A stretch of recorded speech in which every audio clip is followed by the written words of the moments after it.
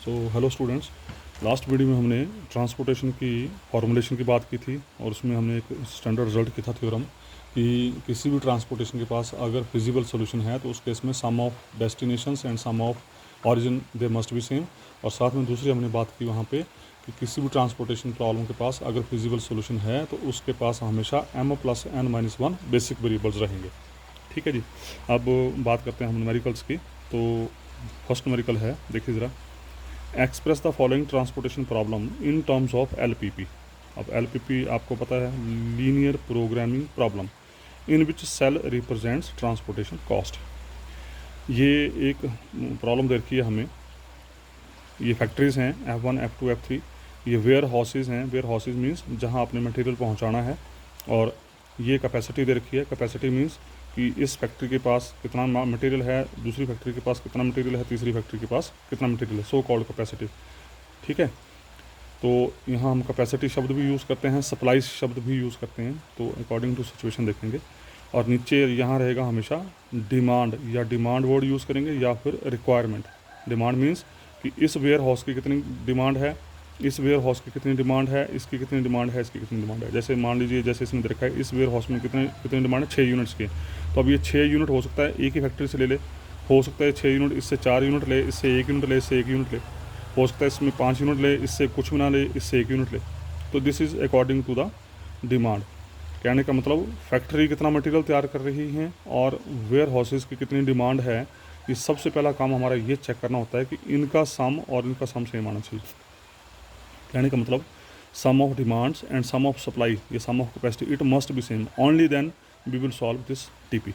तो टीपी को सॉल्व करने के लिए सबसे पहले स्टेप आपका ये रहेगा कि sum of capacity and sum of demand it must be same. मैं बार बार रिपीट कर रहा हूँ इस चीज़ को, ये आपने स्टार्टिंग में चेक कराना है। अगर ये बराबर नहीं है तो this is so called unbalanced TP, unbalanced transportation problem. तो उसको कैसे करेंगे वो बात की बात है। तो सबसे पहला काम आपका ये चेक करना है कि सम मस्ट बी सेम। ठीक है।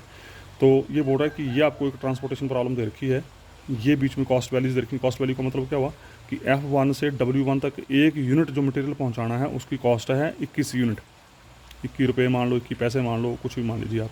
F1 से W2 तक एक यूनिट पहुंचाने का खर्चा है X16। F1 से W3 तक पहुंचाने का खर्चा है 25 यूनिट। F1 से W4 तक पहुंचाने का खर्चा है 13। ठीक है। अब ये आपको सिचुएशन क्लियर हो चुकी है। F1 से W1 कितना मटेरियल गया, X11। F1 से W2 कितना गया, X12। F1 से W3 कितना गया, X13। F1 से W4 कितना गया, X14। ठीक है जी। उसी तरीके से F2 से W1, X21, यहाँ पे X22, यहाँ पर X23, यहाँ पर X24। ठीक है जी। वो चार चीज़ें हमारे पास, ये आपके ओरिजिन हैं, so called A1, A2, A3। ये आपके डेस्टिनेशन हैं, B1, B2, B3, B4। ठीक है। और उसके बाद दो चीज़ें और बचती हैं, XIJ। XIJ means in factories से इन वेयर हाउसेज को कितना माल गया। और उसके बाद बचता है CIJ। CIJ means in factory से लेकर इन वेयर हाउसेज तक पर यूनिट खर्चा, दैट इज इक्वल CIJ। तो solution that XIJ represents the amount of commodity, commodity means factories, to be transported from I कितना है यहाँ पे 1 2 3, मतलब 3 फैक्ट्रीज, टू डेस्टिनेशन J कितना है यहाँ पे 1 2 3 4। तो अब इसके अनुसार सबसे पहले काम objective function. So we want to minimize Z equal to, देखो जरा कैसे बनेगा ऑब्जेक्टिव फंक्शन। क्या होता था, समेशन क्या होता था, summation I varies from 1 to m, summation J varies from 1 to n, CIJ XIJ। तो देखो जरा, F1 से W1 तक एक यूनिट पहुंचाने का खर्चा कितना है, 21 यूनिट। F1 से W1 तक कितना माल गया, X11, तो कितना खर्चा हो गया 21 X11। F1 से W2 तक कितना माल गया, X12, एक यूनिट का खर्चा 16, तो X12 का खर्चा कितना हो गया 16 X12। आगे कितना हो जाएगा वैसे ही, F1 से W3 तक कितना मटेरियल गया, X13, एक यूनिट का खर्चा 25, तो टोटल खर्चा कितना हो गया 25 X13। वैसे अगला कितना आ गया 13 X14। फिर दूसरी फैक्ट्री पकड़ी, इसने इसको कितना मटेरियल दिया X21, एक यूनिट का खर्चा 17 यूनिट, तो टोटल खर्चा कितना हो गया 17 X21। उस तरीके से अगला क्या बन जाएगा 18 X22। अगला कितना बन जाएगा 14 X23। अगला कितना बन जाएगा 23 X24। ये आ गया देखो जरा, plus 18 X22 plus 14 X23 plus 23 X24। उसी तरीके से F3 ने इसको कितना मटेरियल दिया X31, एक यूनिट का खर्चा 32, तो 32 X31, 27 X32, 18 X33, 41 X34। ठीक है जी। तो ये बन गया आपका ऑब्जेक्टिव फंक्शन। अब कंस्ट्रेंट क्या थी, कंस्ट्रेंट कैसे थी, हाँ याद कुछ, कंस्ट्रेंट क्या थी, summation x I J equal to A i and summation x I J equal to B j. यहाँ पर i varies from 1 to j varies from 1 to n, यहाँ पर था i varies from 1 to n. X I j ध्यान रखना, x I J equal to A i and x I J equal to B j. A i means factories, b j means destination. तो यहाँ पर ए आई का काम कौन कर रहा है, यहाँ पर ए आई का काम कर रहा है F1 F2 F3 और बी जे का काम कर रहा है W1 W2 W3 W4। तो कंस्ट्रेंट कैसे बनेंगी, कंस्ट्रेंट क्या थी, summation x I J equal to A I. X I J means F1 ने इसको कितना माल दिया x11, इसको कितना दिया x12, इसको कितना दिया x13, इसको कितना दिया x14, तो टोटल कितना दे दिया x11 plus x12 plus x13 plus x14, और इसके पास मटेरियल कितना है 11 यूनिट। तो पहली कंस्टेंट क्या बन गई x11 plus x12 plus x13 plus x14 equal to 11। ये देखो पहली कंस्टेंट, ठीक है जी। उसी तरीके से दूसरी कंस्टेंट क्या बनेगी, देखो जरा। दूसरी constant x21 plus x22 plus x23 plus x24 equal to 13। ठीक है, इस फैक्ट्री ने इसको कितना माल दिया, इसको कितना दिया, इसको कितना दिया, इसको कितना दिया, टोटल कितना था 13, इससे ज़्यादा नहीं जा सकता है। ठीक है, वैसे तीसरी F3 ने इसको कितना मटेरियल दिया x31, इसको x32, इसको x33, इसको x34, तो टोटल कितना दिया x31 plus x32 plus x33 plus x34 equal to 19। ठीक है जी, ये 3 कंस्टेंट बनी because of factory to destination. ठीक है, अब दूसरा क्या था, summation x I J equal to B J. B J से कैसे बनेंगे चलेंगे, देखो ज़रा। W1 ने इससे कितना मटेरियल लिया x11, इस W1 ने इससे कितना लिया था x21, W1 ने इससे कितना लिया था x31, तो कितना टोटल लिया W1 ने क्या लिया x11 plus x21 plus x31 कितना हो गया 6। तो x21 plus x22 plus x11 plus x21 plus x31 equal to 6।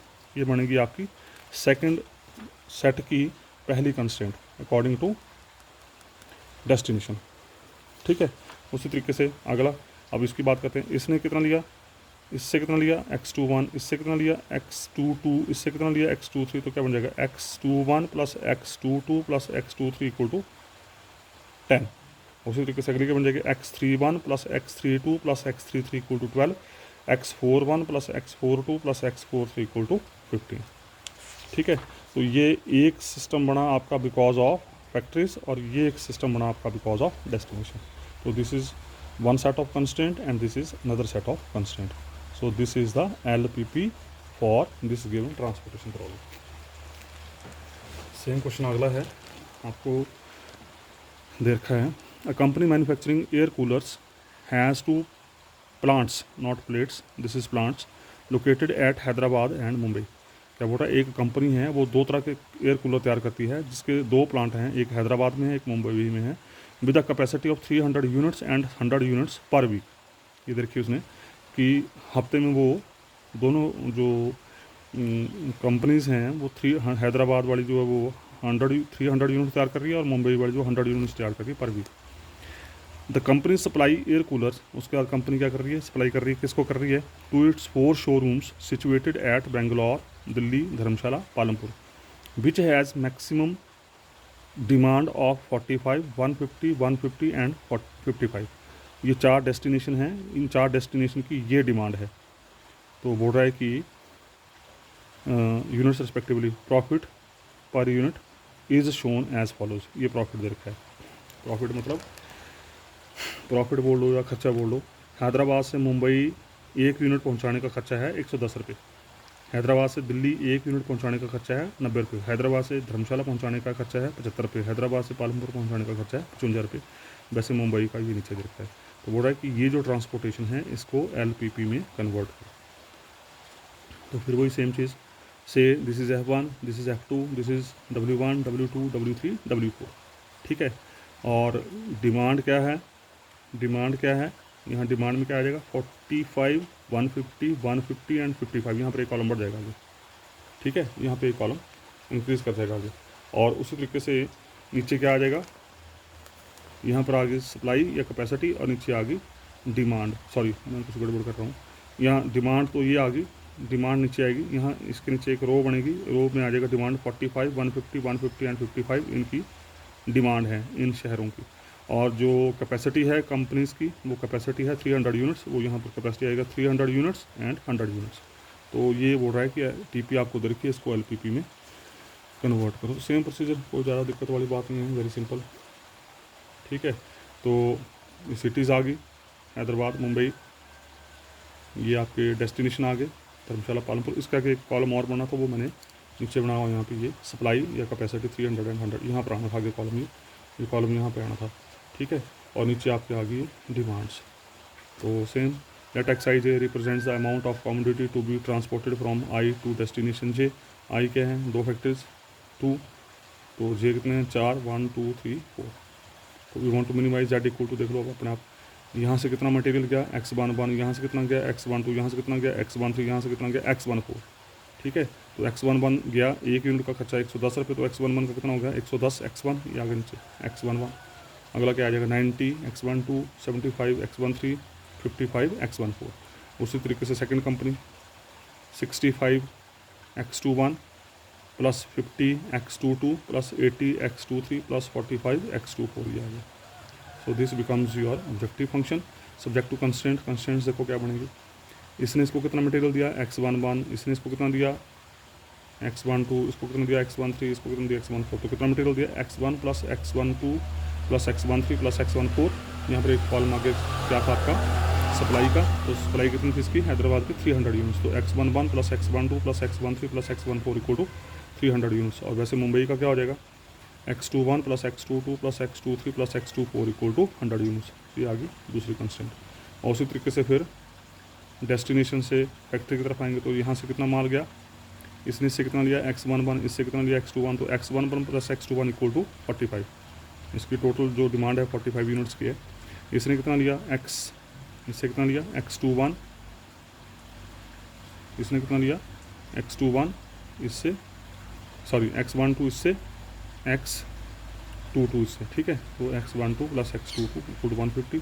वैसे X13 इससे और X23 इससे, तो X13 plus X2 150, X14 plus X24 equal to 55 और Xij is greater than equal to 0। ये वैसे सेम बेसिक वेरिएबल जो हैं आपके, they must be greater than equal to 0। ठीक है, तो ये जो क्वेश्चंस थे दे जस्ट कैसे क्या बता रहे थे हमें कि टीपी को एलपीपी में कैसे कन्वर्ट करना है। ठीक है, और एलपीपी में कन्वर्ट करने के बाद हम इसको डिफरेंट मेथड से सॉल्व कर सकते हैं। उसके बाद हमारे पास अब पहला मेथड आ रहा है, बेसिक मेथड है ये, नॉर्थ वेस्ट कॉर्नर मेथड। हमारे पास यहाँ पे टीपी में ये बेसिक जो 3 मेथड हैं, एक नॉर्थ वेस्ट कॉर्नर मेथड है, उसके बाद फिर आपका लीस्ट कॉस्ट मैट्रिक्स मेथड है, उसके बाद बोगलेस मेथड है, फिर उसके बाद लास्ट में आएगा हमारे पास यूवी मेथड या मोदी मेथड। तो पहले तो नॉर्थ वेस्ट कॉर्नर मेथड की बात करते हैं। मैं डायरेक्ट क्वेश्चन के ऊपर आ रहा हूँ। Find the initial basic feasible solution of following TP by using north west corner method. ध्यान से देखना ज़रा आपने, ये आपको क्वेश्चन दे रखे हैं, 1 क्वेश्चन 2 क्वेश्चन। ठीक है, तो चलाना कैसे है आपने इसको ध्यान से देखना ज़रा। ये आपको एक प्रॉब्लम दे रखी है, सेम प्रॉब्लम जो भी हमने पीछे की।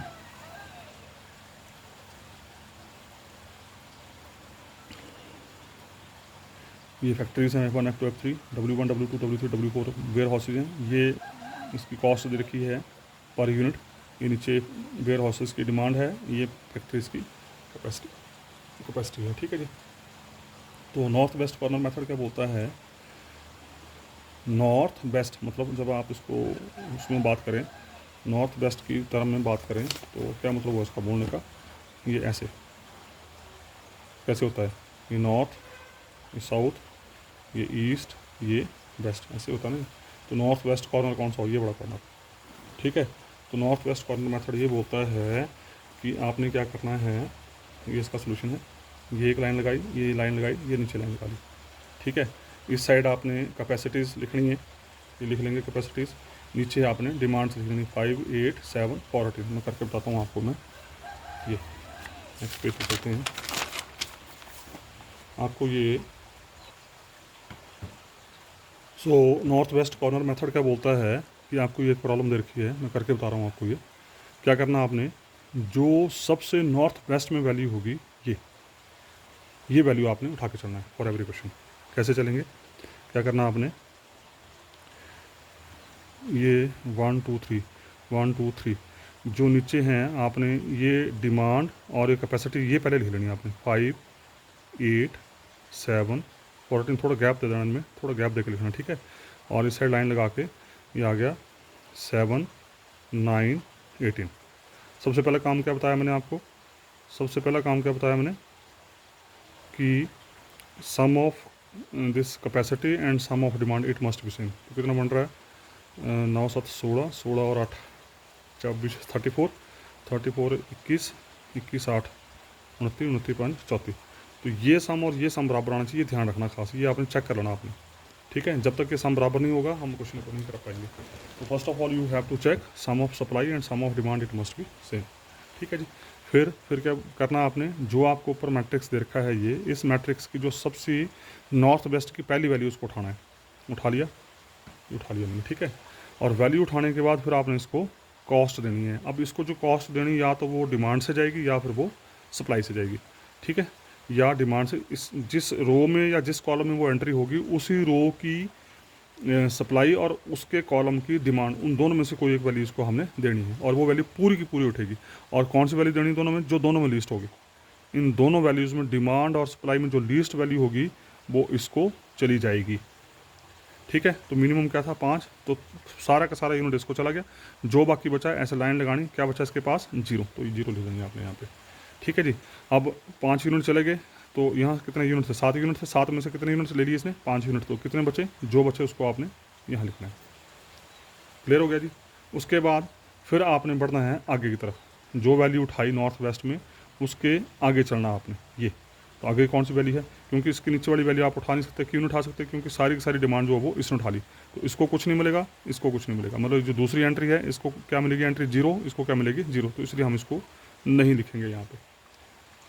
समझा रही बात ये, क्योंकि सारी की सारी डिमांड इसने उठा ली है, तो ना तो इस एंट्री को कुछ मिलेगा और ना ही इसको एंट्री को मिलेगा। तो ये खत्म होगी, तो आगे को बढ़ेंगे आपको। आगे क्या आएगा 30, तो 30 यूनिट्स आगे सेकंड कॉलम में, ठीक है। फिर वही सेम प्रोसीजर, क्या प्रोसीजर है। अब इसकी डिमांड कितनी है, यहाँ पर डिमांड कितनी है 8 यूनिट, यहाँ सप्लाई कितनी है 2 यूनिट। तो दोनों में मिनिमम कौन है, जो दोनों में मिनिमम वो उसको मिल जाएगा। तो यहाँ मिनिमम क्या है 2, ये 2 इसको मिल गया। यहाँ कितना बचा 0, यहाँ कितना बचा 6, ठीक है। इसका मतलब ये सप्लाई 0 होगी, इसका मतलब नेक्स्ट एंट्री यहाँ पर जो होगी उसको क्या मिलेगा 0, अगली को क्या मिलेगा 0। तो इनको लिखने की ज़रूरत नहीं है। फिर आपने, अब क्योंकि ये 0 हो चुका है, जिस साइड को 0 होगा उस साइड को नहीं जाना है, जिस साइड को आपकी नॉन जीरो एंट्री बचेगी उस साइड को मूव करना है। तो इसके आगे खत्म हो गया एंट्री। फिर नीचे कौन है, नीचे इसके नीचे इमीडिएट कौन सी एंट्री है 30, तो यहाँ पर आ गया फिर से 30, ठीक है।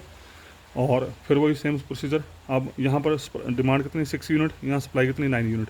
दोनों में मिनिमम कौन है 6, तो 6 मिल गया इसको, यहाँ बचा आपके पास 0 और 6 इसको मिल गया। तो यहाँ कितना बचा 3 यूनिट्स, ठीक है जी। फिर वही सेम चीज़, डिमांड 0 होगी, इसका मतलब इस एंट्री को कुछ नहीं मिलेगा, ठीक है। इस एंट्री को क्या मिलेगा 0, लिखने की ज़रूरत नहीं है। तो क्योंकि ये 0 हो चुका तो ये खत्म हो गया। इस साइड नॉन जीरो बचता तो आप इस साइड को मूव करेंगे। तो 30 के आगे कौन सी एंट्री है 40, तो यहाँ पर आ गया ये 40, ठीक है। अब इस 40 की डिमांड कितनी 7 यूनिट, सप्लाई कितनी है 3 यूनिट। दोनों में मिनिमम कौन है 3, तो 3 मिल गया इसको, यहाँ बचा 0, यहाँ बचा 4 यूनिट, ठीक है। अब ये 0 बचा तो उसको मतलब जो अगली एंट्री यहाँ पर होनी थी उसको क्या मिलेगा 0, लिखने की ज़रूरत नहीं है। तो 40 के नीचे चलना है। अब नीचे कौन है 70, तो यहाँ पर आ गया 70, ठीक है जी। तो ये 70, अब इसकी डिमांड कितनी 4 यूनिट, सप्लाई कितनी 18 यूनिट। तो मिनिमम कौन है 4, तो ये 4 इसको मिल गया। यहाँ कितना बच गया 14, ठीक है 14 बच गया। अब फिर वही ये 4 चला गया, तो यहाँ कितना बचा 0। तो इसका मतलब यहाँ पर जो अगली एंट्री आएगी उसको कुछ नहीं मिला, सारा यूनिट इसने उठा लिया, अगली एंट्री है ही नहीं, खत्म होगी कहानी। अब इस साइड को क्या बचा 20, तो ये आ गया 20। और जैसे आप लास्ट एंट्री के ऊपर पहुँचेंगे तो ये सप्लाई और डिमांड दोनों सेम होंगी, खास ध्यान रखना है यहाँ पे। अगर ये सेम आ रही तो इसका मतलब क्वेश्चन आपका सही चल रहा है, अगर ये वेरी कर गई तो इसका मतलब क्वेश्चन आपका कहीं गड़बड़ कर रहा है। तो डिमांड भी 14, सप्लाई भी 14, तो 14 का 14 इसको मिल गया, यहाँ बचा 0, यहाँ बचा 0। तो कहने का मतलब ये हुआ गया अल्टीमेटली कि ये जो एंट्रीज हमने नहीं लिखी इनके साथ जो कॉस्ट आएगी दैट इज इक्वल टू 0, और 0 इंटू समथिंग इज 0, तो इसलिए इन एंट्री को हमने लिखने की ज़रूरत नहीं समझी।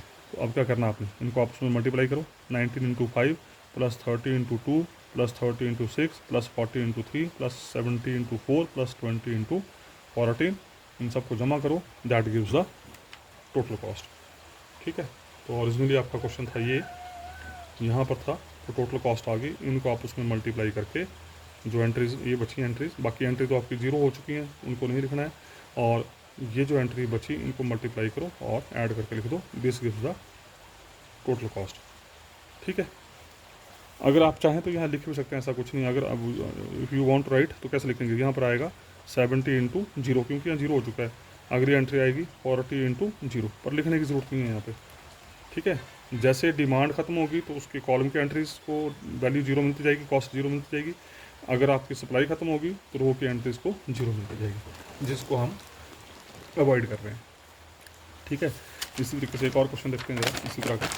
सेकंड क्वेश्चन है आपका, ये सेकंड क्वेश्चन है हमारा यहाँ पे, आई थिंक ये this is the second question. Obtain an initial basic feasible solution of the following TP by using north west corner method. ये फैक्ट्रीज दे रखी हैं ABC, वेयर हाउसेज दे रखे हैं DEFG, ये आपको मैट्रिक्स दे रखा है। मैट्रिक्स मीन कॉस्ट वैल्यू दे रखी है पर यूनिट, यहाँ से यहाँ तक जो मटेरियल पहुँचाया है उसके 1 यूनिट की कॉस्ट ये आपको दे रखी है। नीचे डिमांड दे रखी है, इधर आपको अवेलेबल बोल लो, कैपेसिटी बोल लो, सप्लाई बोल लो, एक ही बात है। और क्वेश्चन स्टार्ट करने से पहला काम क्या है, sum of demand and sum of supply it must be same.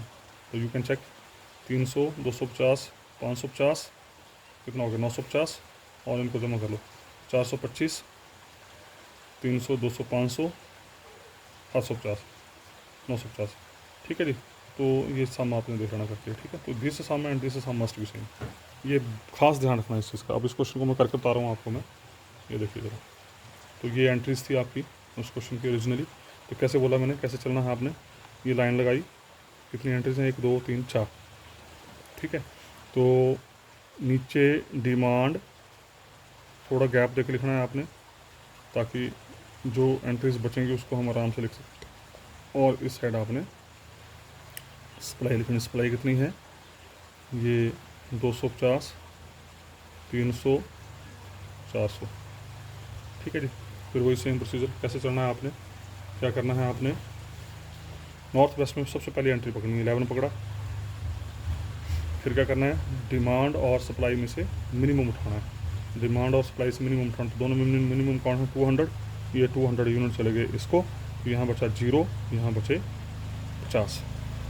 ठीक है, अब इसके जो नीचे की एंट्रीज होंगी ये 16 एंड 21, इनको मिलेगा 0, तो लिखने की जरूरत नहीं है। यहाँ बेसिकली आएगा 16 इंटू 0, 21 इंटू 0, तो लिखने की जरूरत नहीं है। ठीक है, उसके बाद कॉलम ख़त्म हो गया, अब रो में जाएंगे। तो रो क्या है, नेक्स्ट एलिमेंट है 13, उसकी डिमांड है 225 और सप्लाई है 50 यूनिट, दोनों में मिनिमम कौन है 50, तो ये आ गया 50 यहाँ पे। ठीक है, यहाँ हो गया 0, यहाँ 50 लेस की तो बन जाएगा 175। ठीक है, अब ये 0 होगी, सप्लाई 0 होगी, तो उसका मतलब यहाँ की एंट्री और यहाँ की एंट्री आपकी 0 हो जाएगी। एंट्री तो नहीं 0 होगी, मतलब कि कॉस्ट 0 हो जाएगी, इनके साथ जो एंट्री आएगी दैट इज़ 0, 0 इंटू समथिंग 0। तो इसका काम खत्म हो गया, फिर नीचे को आएंगे। और जिस साइड को आपकी एंट्री 0 होती है उनको छोड़ना, और उसके तो अल्टीमेटली बोलेगा जिग जैग चलेगा, पहले रो फिर कॉलम फिर रो फिर कॉलम फिर रो फिर कॉलम, ऐसे चलेगा। अगली एंट्री क्या है 18। अब यहाँ देखिए ज़रा, इसकी सप्लाई है, सॉरी डिमांड है 175, सप्लाई है 300 यूनिट्स, ये कितना बन गया, तो जो मिनिमम है वो उसको दे दिया, 175 इसको दे दिया, यहाँ बचा 0, और यहाँ बच गया आपका 175, 25, 200, 125। ठीक है, अब ये 0 हो गया, तो उसका मतलब यहाँ पर जो एंट्री आएगी उसको कॉस्ट मिलेगी 0, तो इसकी बात नहीं करेंगे। तो 18 के आगे कौन है 14, ये आ गया 14 यहाँ पे। तो 14 इसकी सप्लाई है 125 और डिमांड है 275 की, तो मिनिमम ये है 125, यहाँ चला गया। ठीक है जी, इसको मिला 0, और यहाँ से 125 लेस कर दिया तो 150, 150। ठीक है, अब ये खत्म हो गया, तो उसका यहाँ पर जो एंट्री आएगी उसको कॉस्ट मिलेगी 0। तो 14 के नीचे एंट्री कौन सी है 13, ये आ गया यहाँ पे 13। अब फिर वही यहाँ कितनी है डिमांड 150 की, सप्लाई है 400 की, तो जो डिमांड है वो दे दी इसको। ठीक है, यहाँ बचा 0 और इसके पास बच गया 250। ठीक है जी, और लास्ट में मैंने क्या बोला था, जैसे लास्ट एंट्री पे पहुँचेंगे, what is the last entry, last entry is 10, तो ये दोनों सेम आ जाएंगे। लास्ट एंट्री के ऊपर supply and demand both are same, तो इट बिकम्स 250। अब उसका क्या करना, आप इनको आपस में मल्टीप्लाई करें, मल्टीप्लाई करके जमा करें, और जमा करके जो आएगा that is your total cost. ठीक है जी, तो ये है सेकंड क्वेश्चन, यहाँ ओरिजिनली यहाँ पे पड़ा हुआ है बुकलेट में, तो ये था, ये करके इनको एंट्रीज को मल्टीप्लाई करके इनको ऐड करो, और ऐड करके जो आएगा this gives the total cost. So this is your north west corner method. ठीक है जी। और बाकी क्वेश्चन अब आप खुद ट्राई करेंगे।